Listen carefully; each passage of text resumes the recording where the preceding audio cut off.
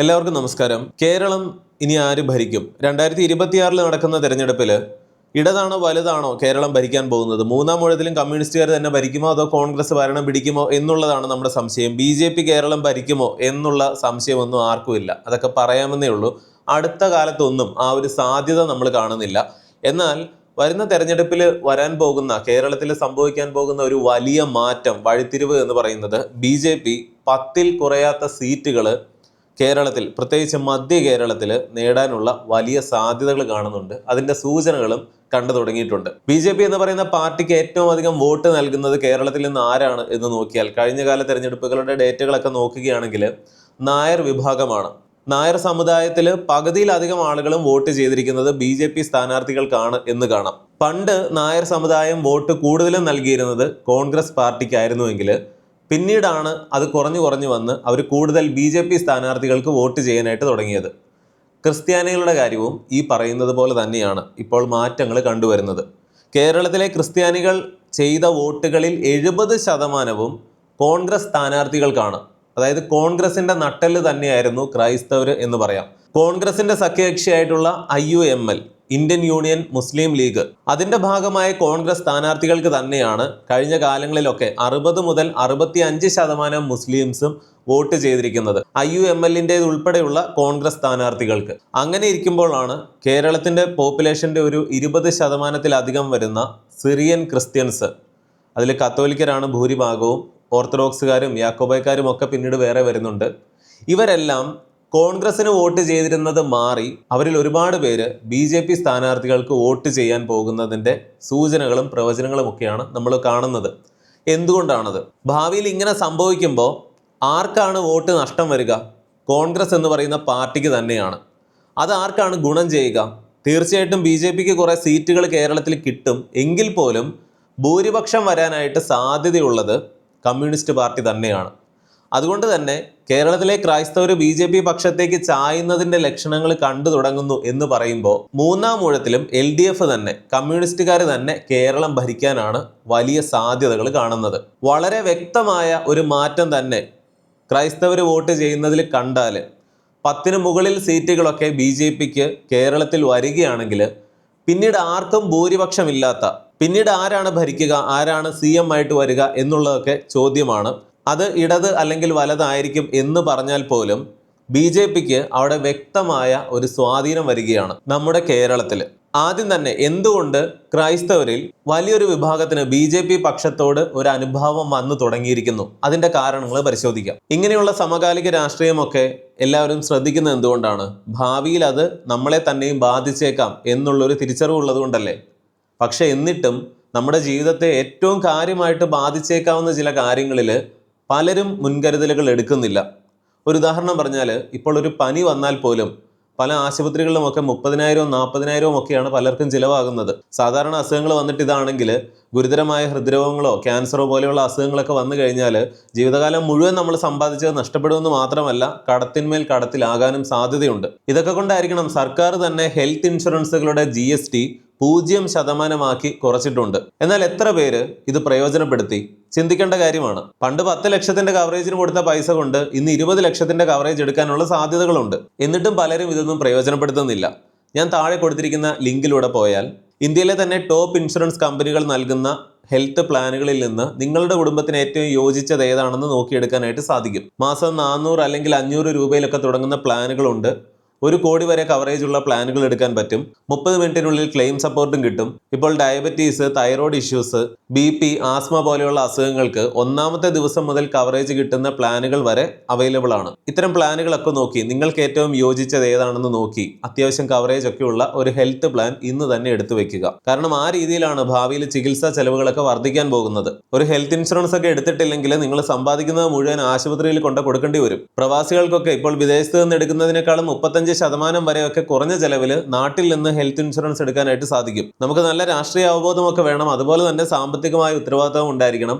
വീഡിയോയുടെ താഴെ നൽകിയിരിക്കുന്ന ലിങ്ക് ചെക്ക് ചെയ്ത് നിങ്ങളുടെ ഫാമിലിക്ക് വേണ്ടി ഒരു നല്ല ഹെൽത്ത് ഇൻഷുറൻസ് എടുത്ത് വെക്കുക. അതല്ലെങ്കിൽ സ്ക്രീനിൽ കാണുന്ന ഈ QR കോഡ് സ്കാൻ ചെയ്താലും മതി. ഇപ്പോൾ എടുത്താൽ 25% വരെയൊക്കെ ഡിസ്കൗണ്ടും ഉണ്ട്. നമുക്ക് വീഡിയോയിലേക്ക് തിരിച്ചു വരാം. നേരത്തെ പറഞ്ഞതുപോലെ തന്നെ കോൺഗ്രസിന്റെ നട്ടെല്ല് എന്ന് പറയുന്നത് ക്രൈസ്തവരുടെ വോട്ട് തന്നെയായിരുന്നു.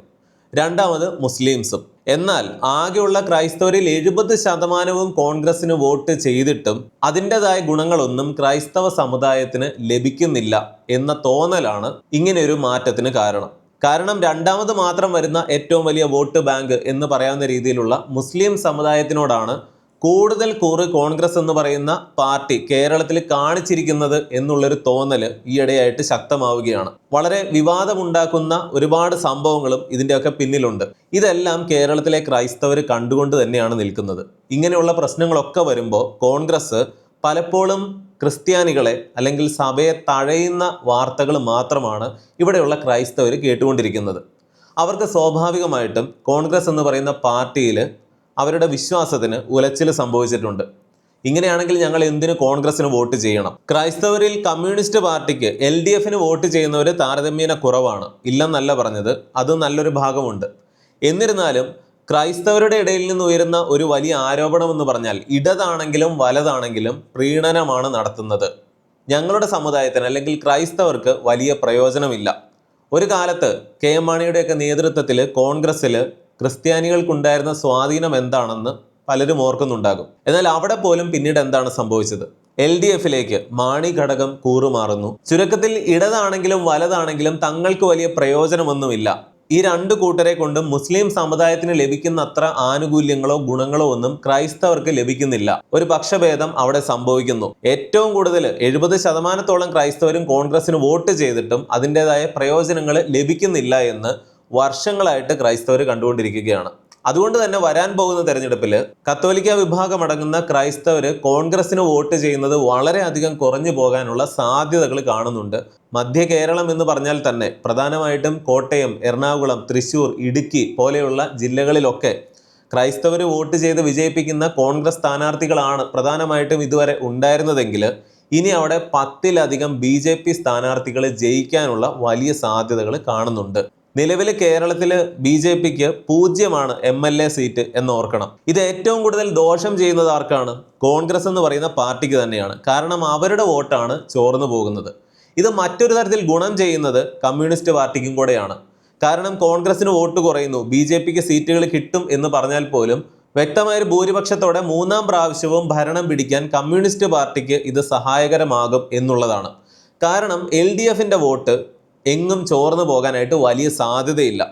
കേരളത്തിലെ ഏറ്റവും വലിയ സമുദായം എന്ന് പറയുന്നത് 25% പോപ്പുലേഷന്റെ വരുന്ന ഈഴവ സമുദായമാണ്. കോൺഗ്രസിന് ക്രൈസ്തവരും പിന്നീട് മുസ്ലിംസും എന്ന് പറയുന്നത് പോലെ കമ്മ്യൂണിസ്റ്റ് പാർട്ടിക്ക് ഏറ്റവും അധികം വോട്ട് നൽകുന്നത് ഈഴവ കമ്മ്യൂണിറ്റിയാണ്. കേരളത്തിലെ ജനസംഖ്യയുടെ 1/4 വരും അവര്. പിന്നീടുള്ളത് SC വിഭാഗത്തിലാണ്. അവരൊരു 10% ഉണ്ട്. ഇവരിൽ നല്ലൊരു ഭാഗവും കമ്മ്യൂണിസ്റ്റ് പാർട്ടിക്ക് തന്നെയാണ് കാലങ്ങളായിട്ട് വോട്ട് ചെയ്യുന്നത്. എല്ലാവരുമാണ് എന്നല്ല പറഞ്ഞത്. ഈഴവ തീയ കമ്മ്യൂണിറ്റിയിലൊക്കെ BJPയോട് അനുഭാവം കൂടി വരുന്നുണ്ട്. എങ്കിലും അത് പറയത്തക്ക വലുതായിട്ടൊന്നുമില്ല. SNDPയിൽ തന്നെ ഭാരത് ധർമ്മ ജനസേനയൊക്കെ ഇപ്പോൾ ഉള്ള കാര്യം എല്ലാവർക്കും അറിയാം. എന്നിരുന്നാലും അത് LDFന് വലിയൊരു വോട്ട് ചോർച്ചയൊന്നും ഉണ്ടാക്കാനായിട്ട് സാധ്യതയില്ല. കേരളത്തിലെ ക്രൈസ്തവര് ഒരു 20% ഒക്കെ ഉണ്ട്. അത് വാസ്തവത്തിൽ കുറഞ്ഞുകൊണ്ടിരിക്കുകയാണ്. കാരണം ക്രൈസ്തവരായിട്ടുള്ള യുവാക്കളും ഒക്കെ യൂറോപ്യൻ രാജ്യങ്ങളിലേക്കുമൊക്കെ വലിയ തോതിൽ കുടിയേറിപ്പോകുന്നതിൽ അവരാണ് കൂടുതലും. 25% മുകളിലൊക്കെ മുസ്ലിം പോപ്പുലേഷൻ ഉണ്ട്. പകുതിയിലധികം ഒരു 55% ഒക്കെ കേരളത്തിലെ ഹിന്ദുക്കളാണ്. ക്രൈസ്തവർ BJP പക്ഷത്തോട് അനുഭാവം കാണിച്ചു തുടങ്ങിയതിന്റെ പ്രകടമായൊരു ലക്ഷണമാണ് 2024 തെരഞ്ഞെടുപ്പിൽ തൃശ്ശൂരിൽ നമ്മൾ കണ്ടത്. അവിടെ ക്രൈസ്തവരുടെ വലിയ തോതിലുള്ള വോട്ട് വർധനവ് ഉണ്ടായിരുന്നു. ഇതേ കാര്യം തന്നെയാണ് 2026 നടക്കാൻ പോകുന്ന MLA-മാരുടെ തെരഞ്ഞെടുപ്പിൽ 140 സീറ്റുകളിൽ കുറെ അധികം സീറ്റുകൾ 10-ലധികം സീറ്റുകൾ BJP സ്ഥാനാർത്ഥികൾ നേടിയെടുക്കാൻ ക്രിസ്ത്യാനികളുടെ വോട്ട് ഒരു പ്രധാനപ്പെട്ട കാരണമാകും എന്ന് പറയപ്പെടുന്നു. അതിനുള്ള സൂചനകൾ കാണുന്നു, സാധ്യതകൾ കാണുന്നു.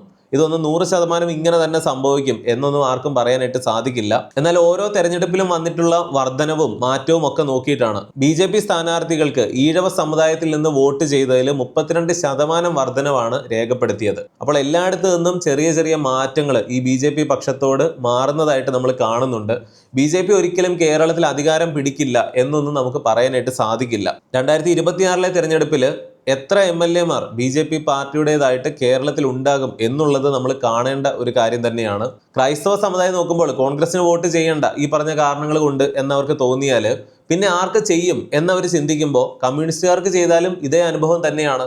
മുൻപ് പറഞ്ഞ അതേ കാര്യങ്ങളൊക്കെ തന്നെയാണ്. അവിടെയാണ് BJP എന്ന് പറയുന്ന പാർട്ടിയുടെ പ്രസക്തി കേരളത്തിലേറുന്നത് ക്രൈസ്തവർക്കിടയിൽ. ഈ പറയുന്ന കാര്യങ്ങളൊക്കെ സംഭവിച്ചാൽ മലബാർ മേഖലയിലുള്ള മുസ്ലിം വോട്ടുകളെ മാത്രം പ്രധാനമായിട്ടും ആശ്രയിക്കേണ്ട ഒരവസ്ഥയിലേക്ക് കോൺഗ്രസ് നീങ്ങാനും സാധ്യതയുണ്ട്. ഇതെല്ലാം പറയുമ്പോൾ ക്രൈസ്തവര് BJP എന്ന് പറയുന്ന പാർട്ടിയെ അകമഴിഞ്ഞ് സ്നേഹിക്കുന്നു, അവരെ വിശ്വസിക്കുന്നു എന്നൊന്നുമല്ല.